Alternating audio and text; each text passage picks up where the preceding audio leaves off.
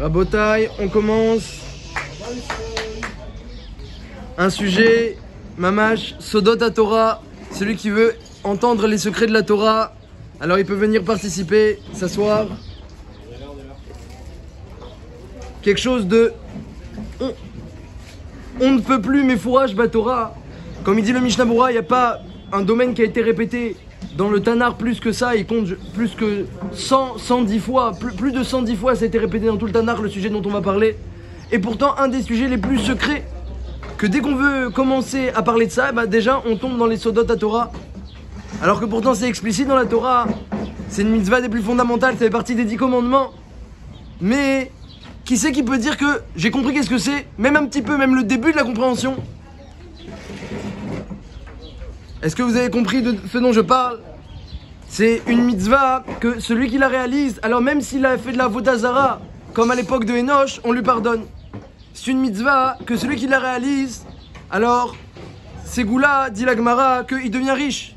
Il s'enrichit. Pourquoi s'enrichissent les bâtim de Bavel grâce à cette mitzvah-là? C'est une mitzvah que celui qui l'a fait et qui l'honore, eh bien il est sauvé des 3 souffrances, la titre de Lavo, la guerre contre Gog et Magog, les Chevlé Mashiach, les souffrances du Mashiach, et Dina Shel Geinam, même le jugement au Geinam, il en sera sauvé. C'est une mitzvah que celui qui s'en délecte, eh bien, il est zoré, Michelot Libo et Tova, on lui remplit tous les désirs de son cœur. Karagadou Bagmara, tout ça, je suis en train de lire la Gemara dans Shabbat, page 118 A et B. Tout ça, c'est Chazal qui nous révèle. C'est une mitzvah que, eh bien, celui qui s'en délecte aussi, les zoré Nachala Bimnetzarim, Nachala Tziakov, Avicha, Nachala Bimnetzarim, un héritage sans limite. Est-ce que vous avez deviné ce dont je parle? C'est le Shabbat, évidemment. Le Shabbat, eh bien, qui apparaît dans nos parachiotes, Kitissa, Vayakel, il apparaît plusieurs fois. La Torah, elle s'allonge. Au début, elle nous a parlé de l'ordonnance du Shabbat dans Parashat Yitro, dans les 10 commandements. Maintenant, elle s'allonge sur le Shabbat. Veshameru bnei Israël, Achet Shabbatodai Tishmeru, ça c'était la semaine dernière. Et cette semaine, Vayakel, Moshe a réuni les bnei Israël pour parler du Mishkan. Vayakel, Moshe, bnei Israël, Vayomer Aleem, Elea Devarim. Voilà les choses qu'Hachem a ordonnées. De quoi on parle? Dit la Gemara dans Maseret Shabbat, Elea Devarim, il s'agit du Shabbat. Parce que bien qu'il avait réuni les bnei Israël pour leur parler du Mishkan, il a fait devancer le Shabbat pour leur rappeler que le Mishkan ne repousse pas le Shabbat. Shechet Yamim Ta'aseh Melacha. 6 jours le travail sera fait au Bayom Hashvi Yelachem Kodesh. Le 7e jour c'est Kodesh, c'est saint. Shabbat Shabbaton, un Shabbat de repos pour Hachem, l'Hachem. Kol Ha'asebo Melacha Yumad, ceux qui ne se reposent pas, Chayav Mita. Est-ce qu'on a déjà vu quelque chose comme ça? Ceux qui ne se reposent pas, Chayav Mita, parce que c'est un repos pour Hachem. Lo Tevaoresh B'chol Mojvodechem B'chol Shabbat, surtout n'allumez pas le feu dans vos maisons le jour du Shabbat. C'est extraordinaire le Shabbat. Un enfant qui nous demande Papa, c'est quoi Shabbat? On lui dit, tu sais, Hachem, il a construit le monde pendant 6 jours. Le 7e, il s'est reposé. Comme ça, c'est marqué dans Chazal. Rashi le ramène. Et donc, nous aussi, on travaille 6 jours. On peut faire des mélachot pendant 6 jours. Le 7e jour, on s'arrête. Comme ça, c'est marqué dans Rashi. Il dit, les saber et taozen, il dit Rashi. Parce que Akash Borou, c'est marqué sur lui, Loïyaf veloïga. Il ne se fatigue pas. Il n'y a pas chez Akash Borou de fatigue ou de peine. Il n'y a pas d'effort. Comme ça, dit Rashi. Alors quoi? Les saber et taozen. Eh bien, on parle avec des machalim. Mais justement,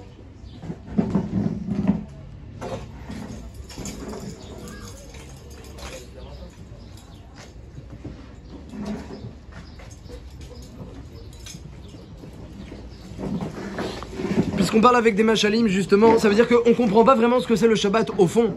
Et puis, qu'est-ce que ça veut dire ce qu'on dit à nos enfants? Est-ce que on le comprend, nous aussi? Ça y est, on a dépassé maintenant l'âge du Heider. On peut se demander, l'âge du Gan, on peut se demander... Eh bien, qu'est-ce que ça veut dire? Hachem il s'est reposé? Déjà, ça veut rien dire. Comme dit Rashi, c'est les saber et taozen, c'est un machal. Mais qu'est-ce que ça signifie? C'est quoi le nimshal? C'est quoi le comparé? Et nous aussi, alors du coup, on doit aussi se reposer du coup. Alors du coup, c'est pas un machal, puisque nous aussi, on se repose concrètement. Donc nous, on le vit mamash, ce machal. On se repose mamash. Donc qu'est-ce que ça signifie? Et attention, celui qui fait pas Shabbat, Rav Mita, et celui qui fait, on lui pardonne même s'il a fait Avodah Zara. Demande le Taz dans le Shulchan Aruch, je comprends pas. Si quelqu'un il fait tchouva, alors il est pardonné, et s'il fait pas de tchouva, alors qu'est-ce que Shabbat va aider? Comme ça, demande le Taz, je comprends pas comment. On dit celui qui fait Shabbat, il est pardonné de ses fautes. Ça marche pas, il n'y a pas d'astuce comme ça. C'est où tu fais tchouva, ou tu fais pas de tchouva. Si tu fais pas de tchouva, alors tu peux faire tous les Shabbats, ça marchera pas. Si tu fais tchouva, alors il n'y a pas besoin de faire Shabbat. En tout cas, le srout de Shabbat n'a pas besoin d'intervenir. Dit le Taz, Parce qu'il y a des fautes qui sont pas pardonnées par la tchouva, comme c'est marqué dans Arba Chiluke Kaparat, dans Daf Pevav, dans Maseret Yoma. La Mishnah et la Gemara expliquent que toutes les fautes ne sont pas pardonnées par la tchouva et même par Yom Kippour.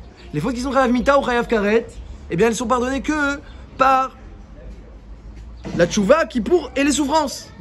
Dit le Taz, mais par le mérite du Shabbat, eh bien un homme, il peut être pardonné de Avodah Zara Kedorena, c'est-à-dire même d'une faute où il aurait dû recevoir des souffrances, il est pardonné sans souffrance.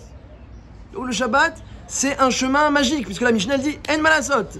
La Mishnah elle dit normalement il y a des fautes qui amènent des souffrances, c'est comme ça. Il y a des fautes qui ne sont pas expiables facilement. C'est ça, Arba Chilukeba. Ouais, mais quand tu fais Shabbat, alors il y a une astuce. C'est un passage secret. Il faut comprendre aussi comment ça marche ce passage. Et puis tu t'enrichis. C'est quoi tu t'enrichis? Si c'est prévu à Rosh Hashanah que tu t'enrichis, tu vas t'enrichir, c'est pas prévu, tu pourras pas t'enrichir. Comment ça marche? Tu honores le Shabbat, tu t'enrichiras. Quelqu'un pourrait demander, mais ça a été décrété à Rosh Hashanah ou pas? Alors là aussi, encore un passage secret. Alors, de toute façon, dans le Shabbat, tout est secret. Même ce passage-là. Alors, il faut comprendre. Qu'est-ce que c'est le Shabbat? Qu'est-ce que c'est? Il faut comprendre. À part ça, dans la Torah, c'est marqué Elea Dvarim. Voici les choses que Moshe a dit. On dit, nos sages expliquent, dans la Gemara dans le Shabbat, qu'il ne s'agit pas du Mishkan, il s'agit du Shabbat. Bien qu'il aurait dû parler du Mishkan, il a fait devancer le Shabbat. De là, on apprend même allusion, dit la Gemara, aux 39 travaux. Parce que Elé, Gamatria 36, Lamed Aleph Vav, Gamatria 36. Adevarim, Dvarim, Miutrabim Shnaim, au pluriel ça veut dire 2, quand on parle un pluriel c'est au moins 2, donc ça fait 2. Et Adevarim 3, 36 plus 3, 39. La Gemara dit Remez aux 39 travaux de Shabbat. Donc Moshe Rabbeinu il a dit écoutez on va construire le Mishkan, Rabotai, mais sachez que Elé Advarim, il y a des choses qui passent avant le Mishkan, c'est Shabbat, les 39 travaux. On ne devra pas transgresser le Shabbat pour construire le Mishkan. Comme ça la Gemara elle explique dans Maseret Shabbat. Mais la Gemara n'explique pas la fin du verset. Ele advarim, comme il demande l'Or HaChaim HaKadosh lui-même. Ele advarim asher tziva Hashem la'asot otam. Voici les choses qu'Hachem a ordonné de faire. S'il s'agissait des 39 travaux comme la Gemara le dit, on comprend pas trop la fin du verset. Voici les choses qu'Hachem a ordonné la'asot otam de faire. On a plutôt l'impression, al pipshat, que ça parle du Mishkan. Mais mettre que le pshat, c'est que ça parle du Mishkan. Mais la Gemara dit non. Al pidrash, on explique, nos sages expliquent que ça parle du Shabbat, comme on voit. Ele advarim asher tziva Hashem la'asot otam. Sheshet yamim taseh melacha u yom shvi Shabbat. Juste après, on te dit 6 jours le travail sera fait et le 7e jour c'est Shabbat, un jour de repos pour Hachem. Donc, est-ce que ça veut dire que pour faire Shabbat la sototam, il faut faire? Il n'y a rien à faire pour Shabbat. A priori, Shabbat, comme son indique, chômer, Shabbat, c'est chômer. Il n'y a rien à faire. La sototam, la Torah te dit, il faut le faire. Alors, on peut demander qu'est-ce qu'il faut faire.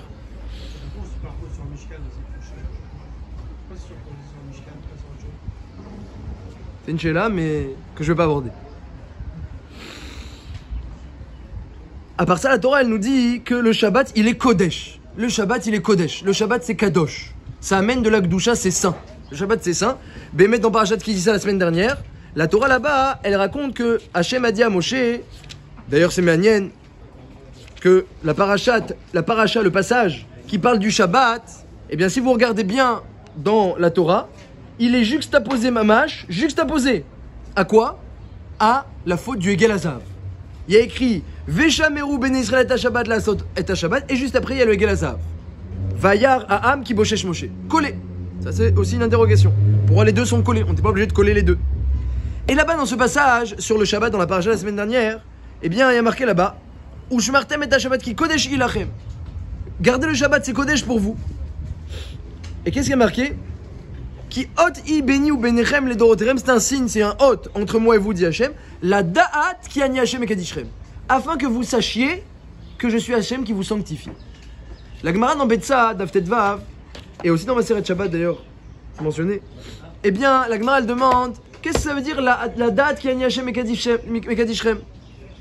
Qu'est-ce que ça veut dire? Afin que vous sachiez que je suis Hachem qui vous sanctifie. La Gemara raconte que ce passouk vient faire allusion à un épisode qui s'est passé, que lorsque Hachem il a voulu donner le Shabbat au Klal Israël, d'abord il a pris Moshe Rabbeinu et il lui a dit de côté, il lui a dit écoute Moshe, avant que je donne le Shabbat au Bnei Israël, va et préviens-leur de ce que c'est le Shabbat.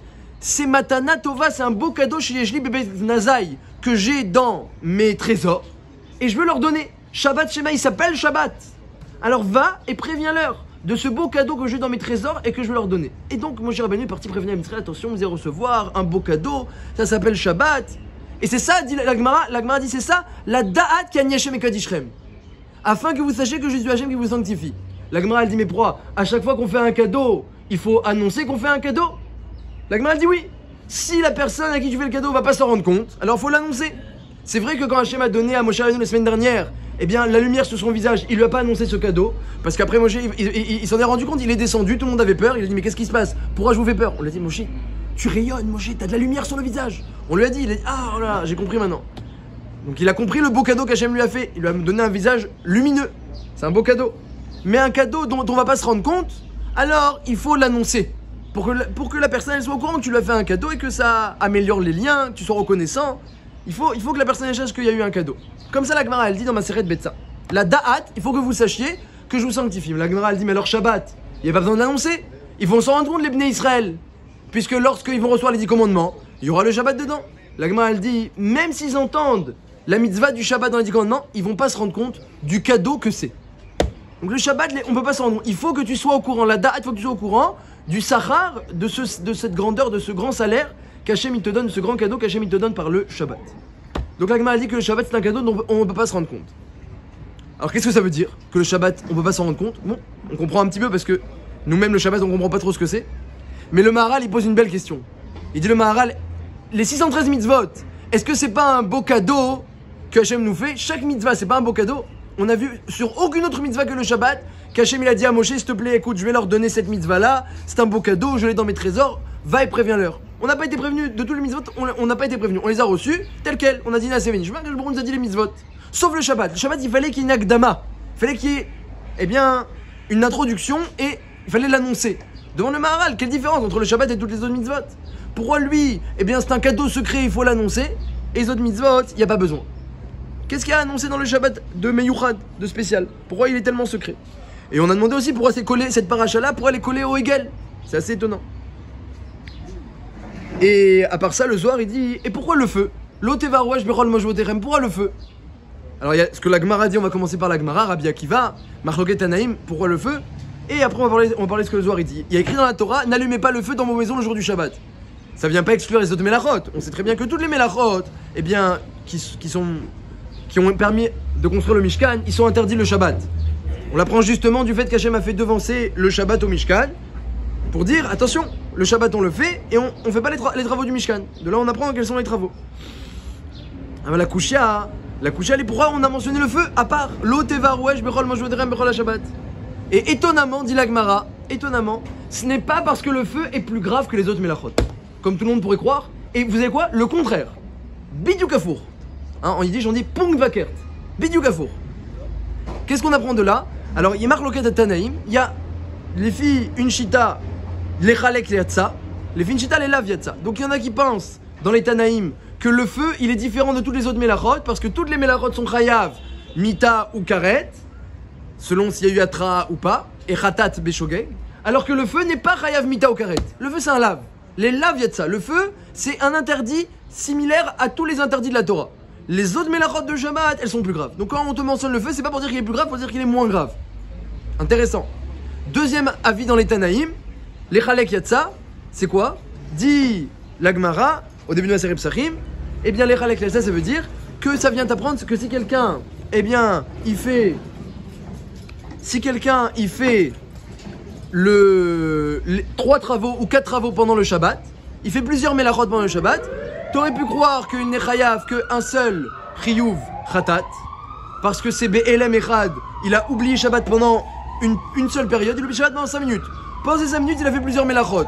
Donc c'est un seul oubli, t'aurais pu croire, comme dans toutes les autres avérotes de la Torah, que quand c'est Elem Echad, c'est un seul oubli. On n'est pas chayav plusieurs khataot, on n'est pas chayav plusieurs korbanot. Eh bien, dit la Torah, à travers le feu, puisque je t'ai mentionné le feu à part, c'est pour te dire que quelqu'un qui fait plusieurs mélachot, il est chayav plusieurs khataot. Donc c'est ça les Chalek Yatsa. Donc qu'est-ce qu'il vient te dire le feu? Ou il vient te dire que le feu c'est moins grave que les autres mélachot, premier avis, ou il vient te dire que toutes les mélachot de Shabbat elles sont très importantes. Comme ça, dit la Gemara. Donc 2 avis. En tout cas, le point commun des 2 avis, c'est qu'en aucun cas le feu il est plus important. Ou il est moins important, ou alors il vient parler de l'importance des autres mélachot. Mais de lui il n'a pas parlé. Étonnant. On te parle dans la Torah du feu, mais pas pour dire que c'est plus important. Ou pour te dire qu'il est moins important, pour dire que tout le monde est important. Tout le monde est très important. Mais sur lui il n'a pas parlé. Étonnant comme dracha de nos sages. Al-Pi Zohar, pourquoi c'est mentionné le feu?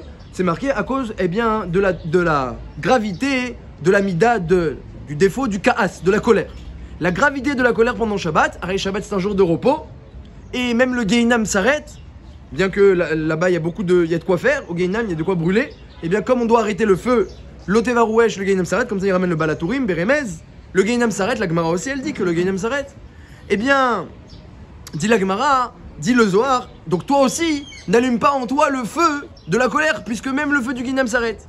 Et le Zohar il dit que celui qui allume le feu de la colère, ça rallume le feu du Gehinam. Donc ça brûle, il y a des gens qui vont brûler à cause de lui pendant Shabbat. L'autre on ne doit pas allumer le feu dans sa maison. Alpi Sod, l'allusion c'est ne vous énervez pas. Donc ça aussi c'est, faut comprendre, eh bien cette Adgasha, pourquoi la Torah elle a été Madgisha le feu. Surtout qu'en plus on ne vient pas parler de la gravité du feu, on vient dire qu'il est moins grave. Et l'allusion à la colère, on essaiera de comprendre aussi, eh bien le Homek, la profondeur qu'il y a dans cela. Et enfin une dernière question, celle que beaucoup se posent, ceux qui étudient, eh bien, qui ont vu la Gemara Betsa avec Rashi là-bas, ou ceux qui ont entendu cette histoire-là, de Neshama Yetera. La Gemara, elle dit qu'Akadosh Baruch Hu, il donne Neshama Yetera. Shabbat Vaï Nafash. Pourquoi? Dont on apprend Shabbat Vaï Nafash. Une fois que le Shabbat est passé, Vaï, malheur, Nafash, à la Neshama Yetera qu'elle s'en va. Donc, dans la Torah, on nous fait allusion au départ de la Neshama Yetera. Shabbat Vaï, aïe, elle s'en va, quand le Shabbat est passé, elle s'en va. De là, tu apprends que pendant Shabbat, tu avais une Neshama Yetera. On apprend de là qu'on avait une Neshama Yetera. Demande Rashi, qu'est-ce que c'est une Neshama Yetera? Demande Rashi. Il dit, Rashi, si je le trouve, un supplément de Neshama. Qu'est-ce qu'il dit Rashi? C'est quoi Neshama Yetera? Il dit, si je le lachon de Rashi, oh, écoutez bien ce lachon de Rashi et Bidiouk. Omer Rashi dit, pour amatril Neshama Yetera, Rochav lev limnucha ou les simcha. C'est une largesse de cœur qui permet d'avoir le repos et la joie, Veliot patoir lirvacha, d'être ouvert gracieusement, largement, Veyochal veishte, il pourra manger et il pourra boire, Ve'en nafsho katsa alav, il ne sera pas dégoûté par la nourriture. Donc il mange et il boit, et il mange et il boit, et il mange et il boit, et il n'est pas dégoûté par la nourriture. La Neshama Yetera. C'est que Gashmi, ça veut dire? Oh, est-ce que c'est que Gashmi, ça veut dire, demande-t-il? Très bonne question. On parle de Neshama Yetera et on te dit tu peux bien manger, tu peux manger, c'est très étonnant, tout le monde se demande cette question. Qu'est-ce que signifie ce Rashi? Une Neshama Yetera qui te permet de bien manger, Yadoua les Chassidim. Quand ils font des tiges, ils mangent pendant Shabbat, etc. pour montrer qu'ils ont la Neshama Yetera. Mais comment tu peux manger autant? J'ai la Neshama Yetera. Comme ça ils ont le minag. Il faut comprendre, qu'est-ce que c'est ce Inyan de manger et de boire beaucoup? Il n'y a pas écrit qu'il faut faire ça, mais il y a écrit, si tu le fais, tu ne seras pas dégoûté. Quel est l'intérêt de cela? En quoi c'est ça le siman de la Neshama Yetera? A priori, c'est tout à fait, eh bien, contradictoire avec le jour du Shabbat, où c'est un jour où la matière s'arrête. Tout s'arrête le Shabbat, la matière s'arrête. Et on dit non, tu manges, tu bois, tu manges, tu bois. Ve'en nafsho katseal. Il n'est pas dégoûté. C'est assez étonnant tout cela, évidemment. Avzat Hashem, on a plein de questions. Comprendre qu'est-ce que ça veut dire qu'Hachem s'est reposé, que nous aussi on se repose. Qu'est-ce que ça veut dire dans la Torah, la sototam, que le Shabbat il faut le faire. Il n'y a rien à faire a priori. Pourquoi Hachem il doit nous prévenir de la mitzvah du Shabbat alors que les autres mitzvot il nous a pas prévenus, il nous a pas dit j'ai un beau cadeau pour les autres mitzvot que pour Shabbat, il faut nous prévenir. Qu'est-ce qu'il y a à prévenir? Et on a parlé eh bien, du feu qui vient dire que ou lui-même est moins grave ou que les autres mélachotes sont importantes, mais il parle pas de lui-même. Étonnant. On parle du feu mais pas pour dire qu'il est le plus important, pour dire qu'il est moins important ou que les autres sont importants. On a parlé de la colère qui est mentionnée aussi en allusion, du Hegel qui est juxtaposé au Shabbat et de la Neshama Yetera. Eh bien, dont il faut comprendre le sens, l'essence, et pourquoi, eh bien, elle permet de bien manger, de bien boire, c'est pas a priori matim en adéquation avec l'ambiance du Shabbat. Parce que, eh bien, le Shabbat, c'est un jour a priori rouchni, c'est un jour où la matière s'arrête, un jour spirituel, Shabbat, Shabbatot Lachem, et là, d'un coup, on te dit, tu manges, tu bois, ven naflokatse alav. C'est qu'on peut se lâcher pour Shabbat en Ouais, c'est pas marqué comme ça, le terme que tu dis, c'est pas marqué comme ça. Et c'est marqué plutôt d'autres termes, c'est marqué Maes Adam et Shabbat, il y a ces Kulo Torah. Qu'un homme qui travaille la semaine, il faut que son Shabbat il fasse Kulo Torah. Kulo Torah. Et si on dit Khatsi et Khatsi, c'est-à-dire qu'au moins la moitié du temps, elle doit être Meyuchedet, elle doit Meyuchedet au Limoud. Shabbat c'est un jour de Ruchniut. C'est une bonne question, c'est une très bonne question. On a demandé cette question-là. Qu'est-ce que ça veut dire se reposer le Shabbat? On l'a demandé aussi. Le fait même de se reposer. Arrête, quelqu'un il fait des déménagements dans sa maison toute la journée. Il a fait aucune melachani de roitani des rabanan, mais il tire un brin d'herbe, il est chayav mita. La notion de repos de Shabbat aussi, elle demande des explications. C'est très juste. Donc comprendre le Shabbat. Et voilà, comme je vous l'ai dit, on raconte aux enfants, Hachem il s'est reposé, nous aussi on se repose. Est-ce qu'on comprend qu'est-ce que c'est le Shabbat? Est-ce qu'on comprend? Moi, à chaque fois que je rentre dans la souga du Shabbat, je me rends compte encore une fois que c'est très dur à percevoir le Shabbat. C'est très dur. Très difficile à comprendre. Le secret du Shabbat. Alors doucement, doucement, étape par étape, on va essayer de ramener un petit peu les paroles de nos rabbanim, de nos sages, et de répondre aux questions doucement, doucement, pour comprendre qu'est-ce que c'est le Shabbat.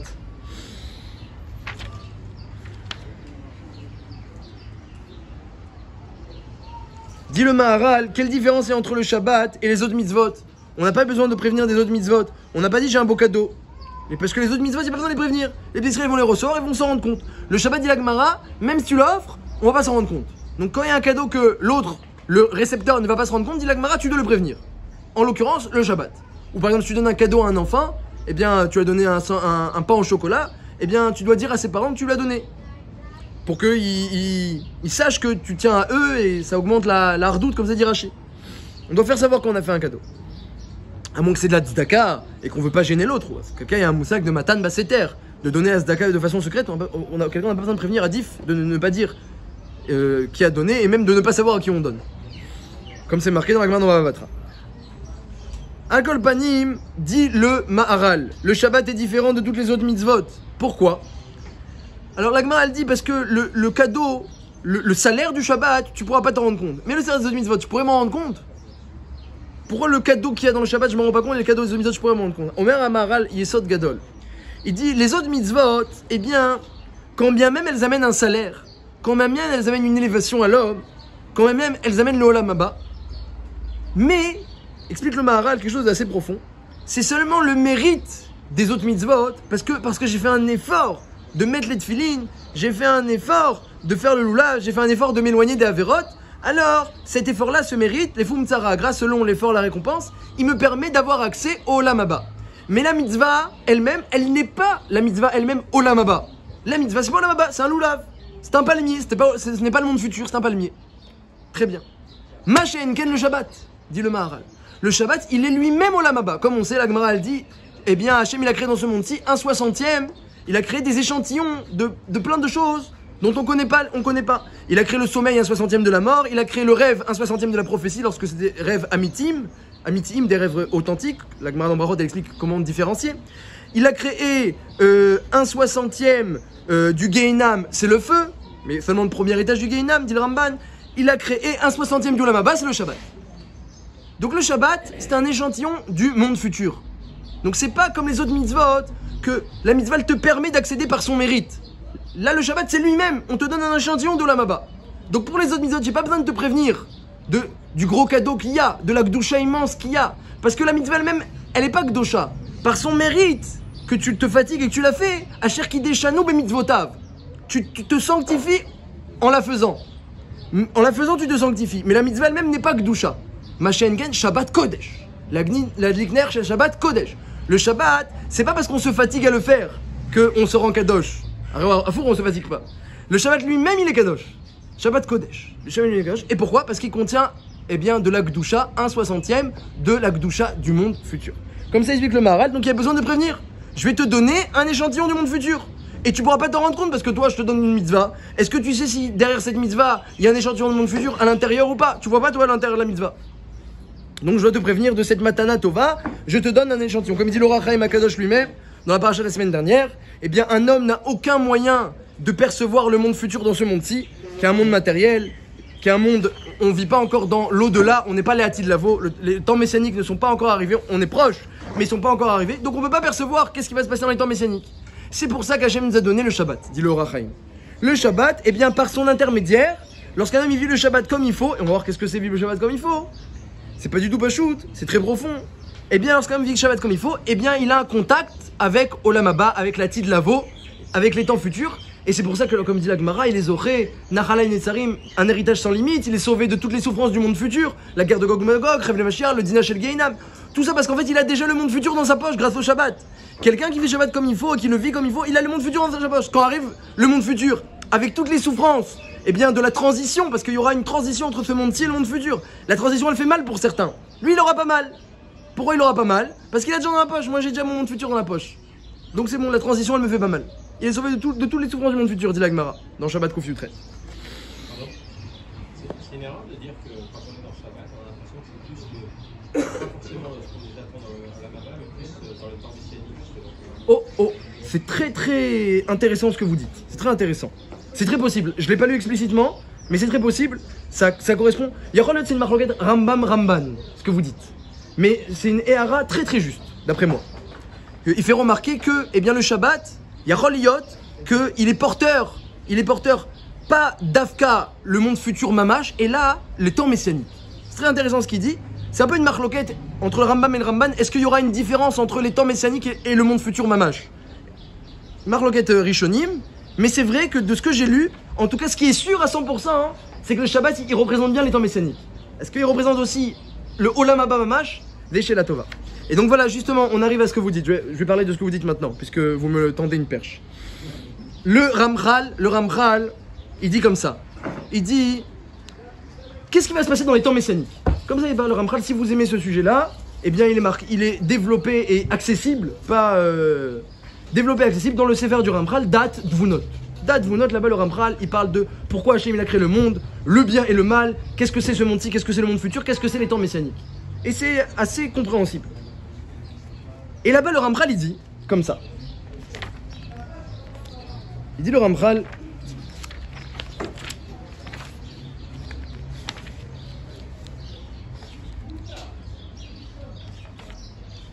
oh. On est composé de plusieurs éléments, et donc notamment, hein, en gros, le corps et l'âme. Bien qu'il y a plein de parties entre le corps et l'âme, Nefesh, Ruach, Neshama, Chaya, Yechida, il y a plein de parties. Le gouffre au départ, il y a plein de parties. Aval, grosso modo, il y a le corps et il y a l'âme. La partie matérielle et la partie spirituelle. Dit le Ramchal, quelle différence il y a entre ce monde-ci et les temps messianiques?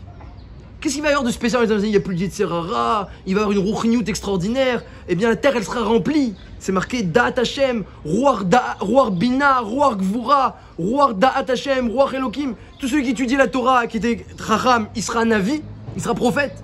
Tout celui qui était pas Chacham, qui n'étudiait pas, il deviendra Talmid Chacham. Imagine dans quel monde on vit. Un monde, tu rencontres un type dans la rue, c'est un grand Rosh Yeshiva. Mais hier, c'était à peine Shomer Mitzvot celui-là. Rosh Yeshiva maintenant.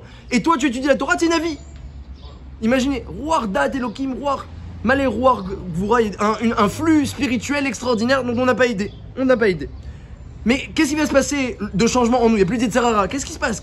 D'où ça vient tout ça? Omer Amchal, très simple. C'est pas un changement si exceptionnel et miraculeux ce qui va se passer. C'est tout simplement, dit le Ramchal dans Dat Vunot, un changement de coefficient. Il y a le corps et il y a l'âme en nous-mêmes. On est composé de ces deux éléments. Eh bien, chacun, il a une participation, une intervention dans nos vies. Chacun à sa manière. Il a un coefficient de participation. Combien le corps participe et combien l'âme participe. Par exemple, eh bien, l'ouïe, l'odorat, les ta'avot, les désirs du corps, l'éveil du corps, eh bien, ça c'est la participation. Le cri du corps, le corps a faim, le corps est fatigué, on peut rien faire, on est bloqué, on peut rien faire. Moshe Rabbeinu, il reste 40 jours dans le ciel, sans boire, sans manger, sans dormir, ça n'a pas dérangé. Parce que, Kaniré, que lorsqu'il est arrivé là-bas, eh bien, il y a eu d'autres coefficients. La Neshama, elle était plus présente, le corps, il était plus en sourdine.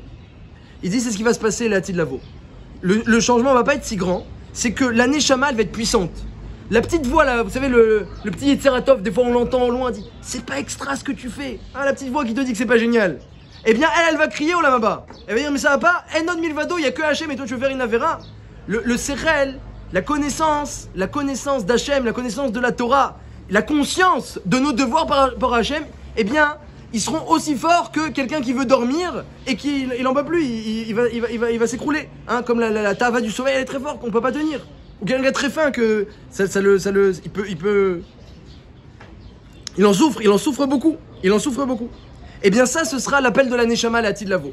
Et le corps, il sera mis en sourdine. Il y aura toujours le corps, mais il sera mis en sourdine. Il va pas crier comme aujourd'hui, ses besoins, ils seront pas ressentis comme aujourd'hui, son intervention, elle sera pas comme aujourd'hui. Donc ce qui va changer entre maintenant et la Tidlavo, c'est seulement la différence de participation entre le corps et l'âme. Comme ça, il explique le Ramchal, et il dit que c'était exactement ce qui s'est passé pour Moshe Rabbeinu, que lui-même, eh bien, son corps, il était kimat plus, il participait plus, tellement il s'était élevé Moshe Rabbeinu, Ishelokim, il est devenu un homme divin. Son corps était plus, il participait plus Kolkar, il s'est séparé de sa femme. Une exception qui confirme la règle. Donc c'est que son corps, il participe plus trop à la vie gashmite. C'était nécessaire pour avoir, eh bien, ce passage-là de la Torah divine à la Torah sur terre. Il y avait besoin de quelqu'un comme ça. Bien que c'est pas pour les autres, même les autres prophètes, eh bien, ils n'ont pas cette vocation-là. En tout cas, Al Kol Panim, ça c'est Moshe Rabbeinu. Et c'est ce qui va se passer la Tid Lavo. La Tid Lavo, le corps il sera mis en sourdine, mais il est toujours présent. Et la Neshama, elle est puissante. Ça c'est ce que dit le Ramchal sur le monde futur. Exactement. Alors si un homme, eh ben, il a déjà cette relation avec la Torah et les mitzvot, et il a déjà cet éloignement avec la matière, alors il va être content du Olam Haba. Il attend que ça, Alvaï, que ce soit tout de suite le monde futur. La Tid Lavo. Alvaï. Si quelqu'un par contre, il est plus attentif à la participation du corps et moins à celle de la Neshama, ça va lui paraître bizarre tout ça. Il va se sentir un peu comme ça, étranger. Je comprends rien, qu'est-ce qui se passe? C'est quoi le Inyan? C'est eh bien, c'est ça un peu l'enfer, on pourrait dire, entre guillemets. L'enfer du monde futur. Comme dirait Resh Lakish que, eh bien, le monde futur, d'après Shitat Resh Lakish, que la récompense pour les tzadikim et la punition pour les Rechaïm, elle va venir de la même manière. Donc, un il va le subir comme une récompense, l'autre il va le subir comme une punition. Comme ça, d'après Resh Lakish, c'est ça le Gehinam. C'est le même soleil qui va brûler, mais le soleil, la lumière de la compréhension de la Torah et d'Hachem, il va amener la refoua au tzadikim, et cette même lumière elle va amener la punition au Rechaïm. Shitat Resh Lakish. Al Kol Panim, on a compris c'est quoi le monde futur. Le chidouche, dit le Maharal, c'est de comprendre que Shabbat c'est pareil. Ça c'est le chidouche. Le Shabbat, il y a marqué qu'Hachem il s'est reposé. Comme ça on raconte à nos enfants, comme ça c'est marqué dans Rashi. Comme ça nos sages disent, donc toi aussi tu vas te reposer. Alors c'est quoi? C'est un machal, c'est un imshal? On comprend pas trop. C'est une image ou c'est pas une image? Puisque nous on le fait, c'est que c'est pas une image, mais chez Hachem c'est une image. Alors l'explication qu'on pourrait dire à notre niveau un peu plus élevé que les enfants de Gan, c'est que Akadosh Baruch Hu il s'est reposé, ça signifie qu'il arrêtait d'intervenir dans la matière. Comme on l'a dit, la notion de ce monde-ci, c'est la matière intervient. Même Hachem, pour créer le monde, il est intervenu dans la matière, il a agi dans la matière, il a créé Yesh Me'ahin. Ex nihilo, il a créé le Yesh, il a créé ce qui existe, la matière, Yesh Me'ahin. Le Shabbat, il s'est arrêté. Il a arrêté de s'occuper de ce Yesh. Il a arrêté, et maintenant, eh bien, c'est un jour de Haïn. Un jour où il n'y a plus la matière, elle est mise de côté. Donc le jour du Shabbat, et qu'est-ce que c'est le Haïn? Qu'est-ce que c'est lorsque la matière est mise de côté? Qu'est-ce qu'il y a au-dessus de la matière? Qu'est-ce qu'il y a avant la matière? Ce qui a précédé, c'est rien que de la Gdusha. C'est rien que de la lumière. C'est rien que l'éclat d'Hachem. C'est ça le mot Olam Haba. Comme elle dit la Gemara, c'est quoi Olam Haba? Elle demande la Gemara. Là-bas, on mange pas, on boit pas. Il n'y a pas de jalousie et de colère. Il n'y a pas de mammon, de tashmish. Alors qu'est-ce qu'il y a au Olam Haba? Les tzadikim sont autour d'Hachem et profitent de la lumière d'Hachem. Ça c'est Olam Haba. Donc le Shabbat, quand Hachem il s'est arrêté de travailler et il s'est reposé, qu'est-ce que ça veut dire se reposer? Il s'est reposé de la matière. Ça y est. Il a mis un frein à la matière. C'est un jour qui met la matière de côté. Prinat Olam Haba. C'est un échantillon de ces temps messianiques où le corps est présent, la Neshama est présente, mais c'est plus du tout la même participation.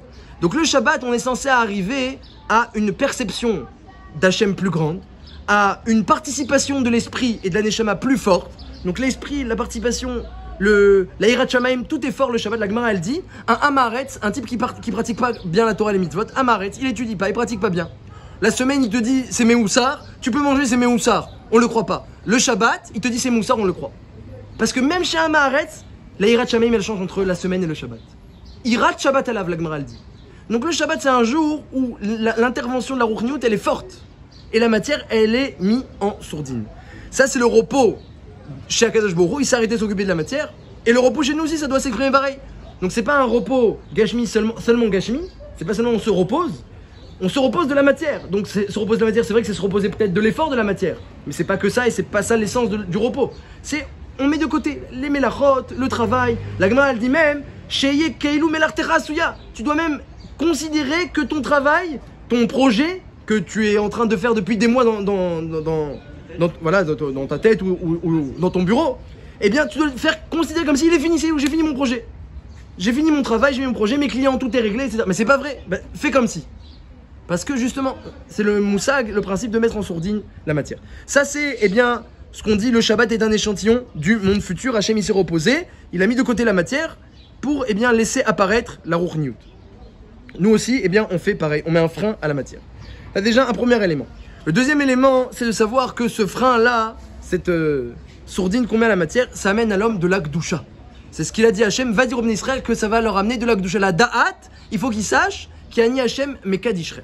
qu'est-ce que ça veut dire cette Gdusha là? Qu'est-ce que c'est la Gdusha? Et qu'est-ce que ça veut dire que le cadeau du Shabbat, il y a de la Gdusha dans le Shabbat, la Gdusha du monde futur, elle est Mekadesh Otanu, qu'est-ce que ça veut dire? Adke Dekar, que il y a un Réchit Rochma très intéressant. Comment un homme écrit un Torah Kedoshim Tiyu? Soyez saints. Qui Kadosh car je suis saint. Quelqu'un de Pachout, il va dire, bah, comment on fait? Je veux bien, comment je fais? Soyez saints, mais comment je fais? Comment on fait pour être Kadosh? Je sais même pas ce que ça veut dire la Gdusha, et tu veux que je sois Kadosh? Et même si je sais ce que ça veut dire peut-être, élevé, mais comment on fait pour être élevé? Alors Rashi, il vient et dit, éloigne-toi des harayot, de la nudité. Donc il te dit pas comment on mérite la Gdusha. Il te dit, ne fais pas des choses qui te font descendre la Gdusha. Hein, comme ils expliquent là-bas, le Siftei Chachamim et le Maharal, que la nudité c'est quelque chose qui renforce beaucoup le corps. Hein, c'est la ta'ava première du corps, la plus forte. Quand tu mets un frein à la nudité, Vekol Avarot et toutes les dérivés, comme explique le Siftei Chachamim, la nudité et toute la herva et toutes les dérivés, donc le frein qui est mis à la ta'ava, il va faire grandir en toi la Gdusha. Mais il ne nous a pas dit encore comment faire venir la Gdusha. Il nous a dit Rashi comment enlever les empêcheurs de Gdusha. Le Ramban aussi, le Ramban il dit non, c'est pas que la nudité, dit le Ramban. Le problème, la Gdusha. Kedoshim Tiyu, c'est se séparer de la matière, même les choses permises, dit le Ramban. Kadesh Atzmecha Bemutarlar. Rends-toi Kadosh, même en t'éloignant de ce qui t'est permis, mais ce qui n'est pas nécessaire. Hein, il y a plein de choses, les motarot. Il y a plein de choses dans la vie que, eh bien, ils sont permis, mais ils ne sont pas nécessaires. Pourquoi tu vas les utiliser? Pourquoi tu vas t'attacher à eux? Quand tu t'attaches à eux, tu t'attaches à la matière pour rien. Et se rendre Kadosh, c'est enlever ces motarot, enlever ce luxe et cette matière superflue. Comme ça, il dit le Ramban. Lui aussi, il n'a pas expliqué comment faire venir la Gdusha, il a expliqué comment enlever les empêcheurs de Gdusha. Vient le Réchit Rochma et il dit comment on fait pour amener de la Gdusha.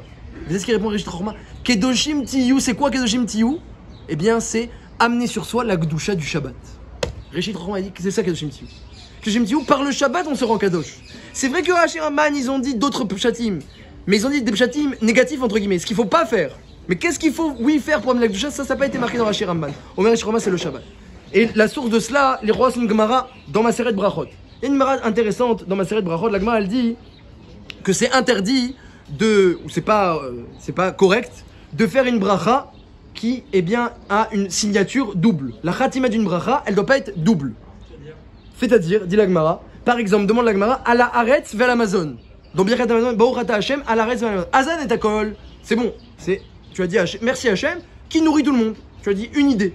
Mais on ne doit pas faire une signature double, une khatima double. Par exemple, à la Haaretz, merci Hachem pour la terre d'Eretz Israël, vers l'Amazon pour la nourriture. Dit la Gemara, ça c'est pas correct. Alors demande la Gemara, alors pourquoi tu le dis dans Birkat Amazon?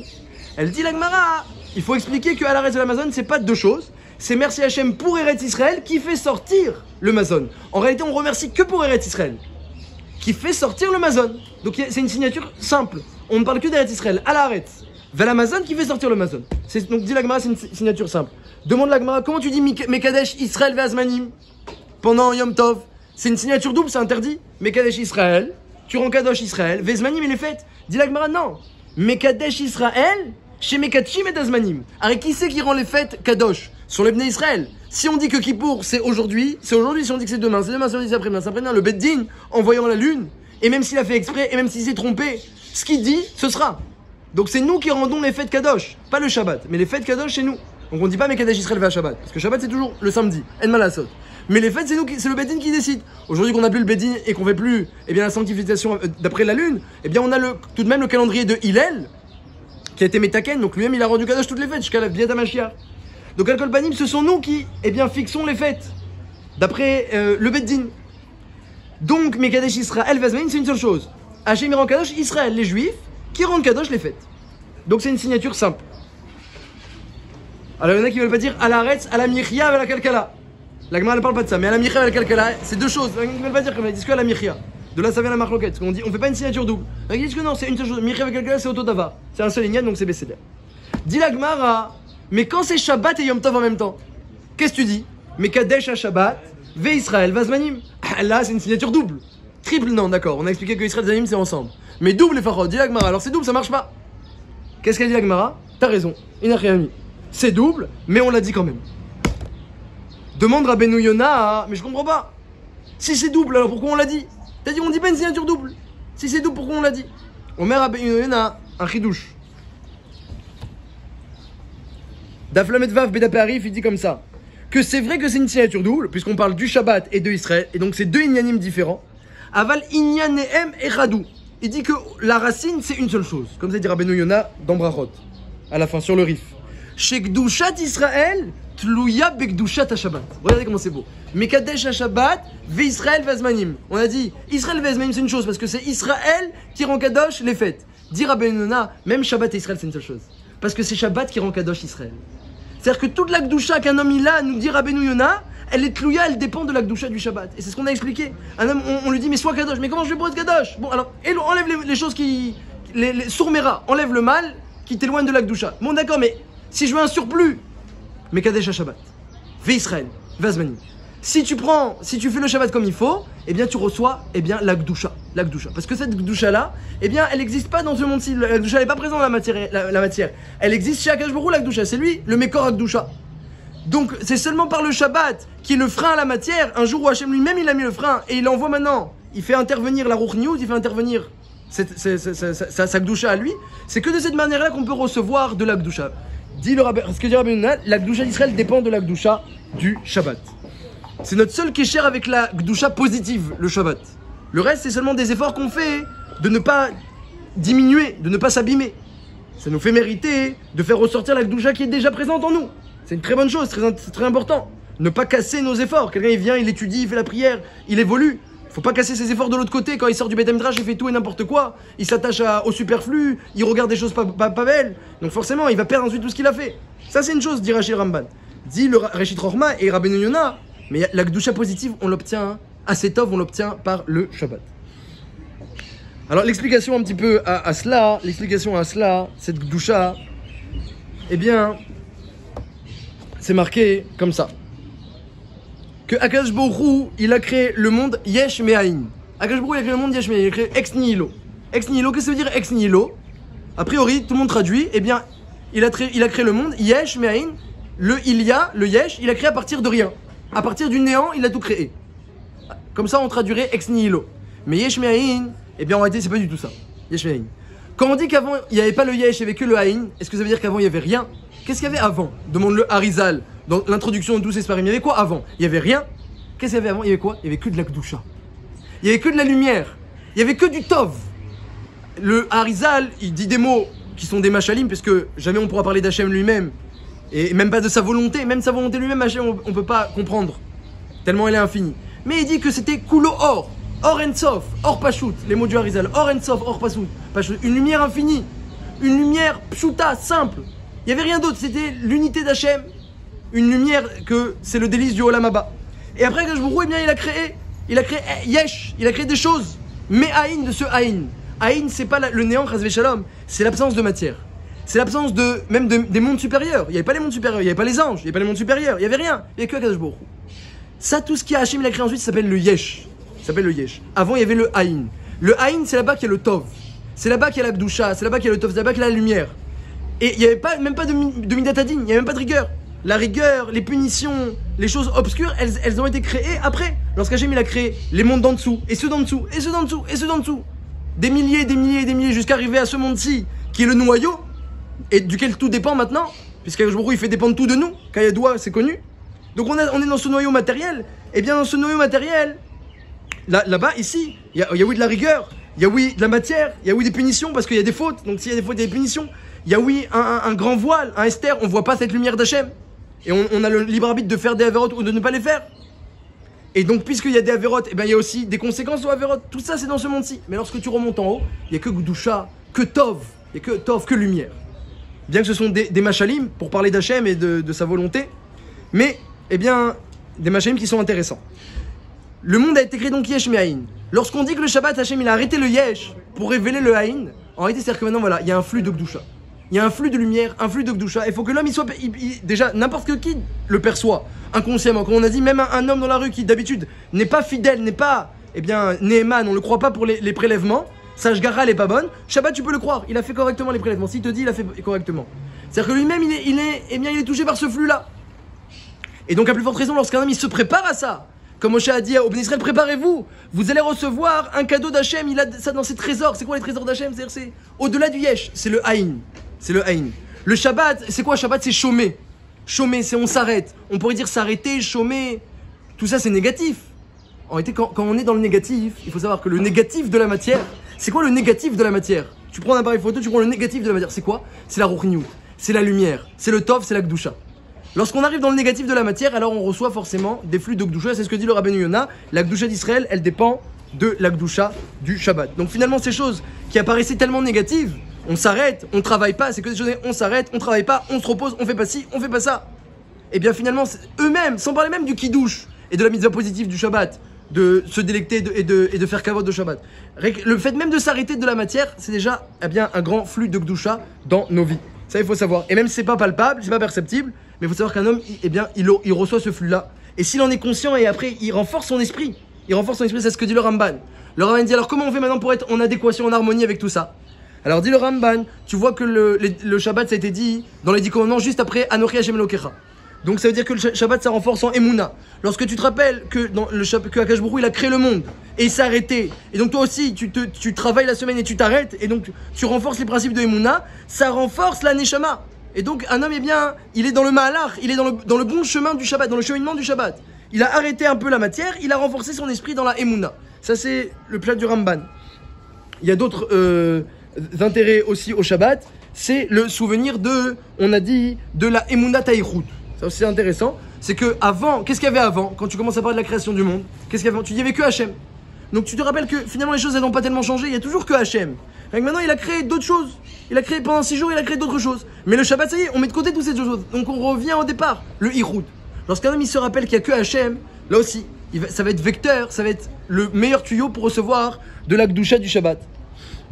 Et à part ça, la dernière chose, ce dont j'ai parlé en allusion, le Kiddush, les repas, le Onek Shabbat, tout ça, un homme, la moitié de sa journée tout au moins, d'après la Gemara, ça doit être la moitié de la journée, et l'autre moitié on étudie et on prie, et bien la moitié de sa journée, il va passer à manger et à boire.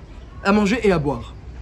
Premièrement, dit le Gaon de Vilna, premièrement, vu que c'est mitzvah, Vekarata Shabbat, Onek c'est mitzvah, c'est-à-dire chaque chose que tu manges et que tu bois, il n'y a pas de limite, c'est une mitzvah, et encore une mitzvah, et encore une mitzvah, donc c'est Kulo Kadosh, donc ce kécher avec Hachem et avec la Gdusha, il n'est pas interrompu lorsque tu manges et tu bois, puisque Hachem, il a rendu manger et boire Kadosh. Et pas seulement manger, même le plaisir que tu ressens en mangeant, tu pourrais dire manger c'est une mitzvah comme la matzah.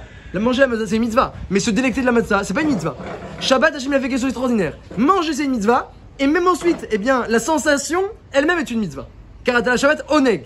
La sensation est une mitzvah. Donc il n'y a aucune interruption entre toi et la Gdusha. Le Shabbat, c'est un jour où Hachem il a enlevé l'interruption avec la Gdusha. Les 6 jours de la semaine, c'est une interruption avec la Gdusha. C'est le yesh, l'interruption avec la Gdusha. Le Shabbat, on enlève. On est dans le haïm, il n'y a plus d'interruption. Même lorsque tu manges et que tu bois, il n'y a pas d'interruption avec la Gdusha. Tu es en connexion permanente avec la Gdusha. Un homme, il doit savoir ça. Im tashiv mi Shabbat raglecha, il doit savoir ça pour ne pas manger et boire comme il le fait la semaine. La semaine, tu manges, tu bois, c'est coulo interruption. C'est seulement une interruption la semaine. Lorsque tu manges et tu bois, tu n'es qu'en interruption avec Hachem. Parce que la matière, c'est une interruption avec Hachem. C'est le voile, c'est le yesh, c'est l'interruption. Si un homme il mange et boit correctement la semaine, comme on a parlé plusieurs fois, les Shem Shamaim pour être en bonne santé, il y a relieu que ça fait moins interruption, voire ça l'attache à Hachem. Mais de façon générale, Bederechlal, pour quelqu'un qui n'est pas encore au niveau de faire le Siman Resh Lamed Aleph du Shulchan Aruch comme il faut, de faire tous ces actes les Shem Shamaim, la matière de la semaine c'est une interruption. Le Shabbat, la matière n'est plus interruption. Ni la matière, ni même la sensation de plaisir n'est pas une interruption, parce qu'elle est Kulo Kadosh, Kulo Mitzvah. Mais attention qu'un homme il mange pas la Shabbat comme il mange la semaine. Dis-toi, réfléchis, que ton kiff et ton ta'achila le Shabbat, ça n'a rien à voir. C'est pas pareil. Ça vient pas interrompre. Ça vient pas maintenant. Je vais pas me lâcher. Le Shabbat. On se lâche pas le Shabbat. Le Shabbat, on va même dans la matière et dans le plaisir s'attacher à la mitzvah malgré tout. Parce que la matière et le plaisir sont mitzvah. Donc c'est pas une interruption. Ah, on a dit tu manges, tu bois. Il dit Rashi et t'es pas dégoûté. Ça c'est la neshama yetera. Et c'est quoi l'explication de cela? C'est ce que on finira avec ça. Et peut-être on a encore une question après. Eh bien. Tu manges, tu bois et t'es pas dégoûtant. On dit c'est ça, quoi, c'est ça Shabbat, c'est ça la neshama yetera. D'après ce qu'on a dit, c'est très bien. C'est très matime parce que le Rambral explique que le Shabbat, c'est à l'image de l'Ati de Lavo. C'est-à-dire quoi l'image de l'Ati de Lavo? Ça veut dire que c'est l'image des temps futurs où la neshama est forte, elle intervient et le corps est en sourdine. Lorsque le corps, il est pas en sourdine, lorsque le corps il intervient dans nos vies, quand un homme il mange, il boit, au bout d'un moment le corps il dit j'en peux plus, je suis dégoûté, j'ai envie de vomir. C'est quoi cette sensation-là de je suis dégoûté, j'en peux plus, ah ça y est, arrêtez. C'est que le corps il dit stop. Si le corps il dit stop, c'est que le corps il parle. Le Shabbat, le corps il parle pas. Donc lorsque tu vas faire la mitzvah de manger et de boire, tu manges, tu bois, on a dit c'est pas une interruption le Shabbat. Alors il y a un moment où le corps il va dire stop. Non, le corps Shabbat il dit pas stop. Pourquoi il dit pas stop le corps? Parce que s'il dit stop, c'est une preuve qu'il parle. Le Shabbat, le corps il parle pas. Le Shabbat c'est le jour où le corps ne parle pas. Donc il parle même pas pour dire stop, je suis dégoûté. S'il parle pour dire stop chez Yehudé, c'est qu'il y a un problème. C'est qu'il est trop présent. Le Shabbat, c'est le jour où la matière, elle est présente, mais elle est en sourdine. On est toujours des hommes qui vivent sur terre et qui travaillent et qui ont un métier. On est toujours, mais c'est en sourdine. On l'a mis de côté. C'est comme si c'est fini. C'est en sourdine. Les mélachot, on les fait pas. C'est en sourdine. Le corps, il est mis en sourdine. Les choses profanes, c'est mis en sourdine. Tout est kadosh, tout est mitzvah.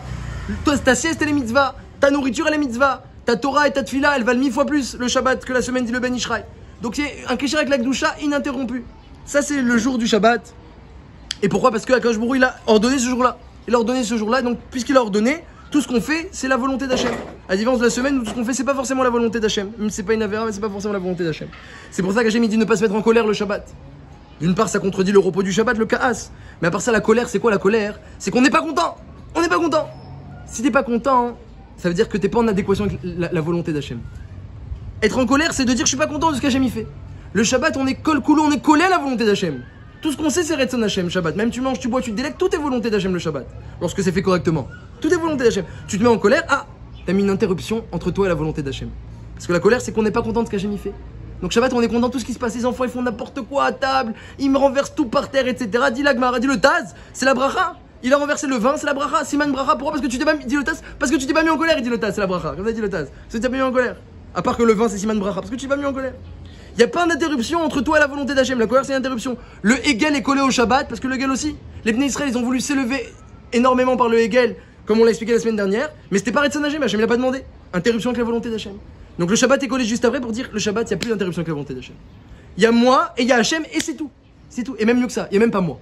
Il n'y a même pas moi. Et je réponds à la question avec ça. Il n'y a même pas moi et que Hachem. Le feu, on parle de lui dans la Torah, le feu. On a dit c'est étonnant, on parle de lui, mais pas pour dire qu'il est plus important, pour dire qu'il est moins important. Les laves, il y a de ça. Pour dire que c'est qu'un lave. Ou alors les chalek, c'est pour dire que les autres mélachot, elles sont importantes. Autant, chacune est tout aussi importante. Et que chacune, elle est chayaf ratat. Est-ce que c'est possible que quelqu'un, il vient dans la Torah, il apparaît, mais pas pour parler de lui, pour parler des autres? Ou alors pour se diminuer? Est-ce que c'est possible quelque chose comme ça? Le Shabbat, c'est possible. Le Shabbat. Parce que le Shabbat, il n'y a que Akadosh Baruch Hu. Le Shabbat, même nous, on s'efface complètement. Les allusions dans la Torah du Shabbat, c'est des allusions, il n'y a que Akadosh Baruch Hu. On s'arrête, tout s'arrête. Tout s'arrête, on s'efface. Lorsqu'un homme il sent qu'il n'y a que Hachem dans son Shabbat, le Shabbat il est réussi. Dès qu'il sent qu'il intervient un petit peu, son corps intervient, lui-même il intervient, même c'est pour dire j'ai plus faim, je suis dégoûté, c'est déjà, on t'a trop entendu déjà le corps, on t'a trop entendu. On veut même pas entendre que t'as trop mangé. Il n'y a pas d'intervention du corps, on s'efface complètement. Le Shabbat on s'efface. Le Shabbat c'est le jour où Hachem il est important et tout le reste est mis en sourdine. Ça c'est l'essence du Shabbat, donc c'est très secret. Qui sait qui peut comprendre une chose pareille? C'est complètement secret. Donc on dit Hachem il s'est reposé de la matière, il s'est reposé, nous aussi on se repose. En réalité ce repos, c'est la révélation de l'unité d'Hachem.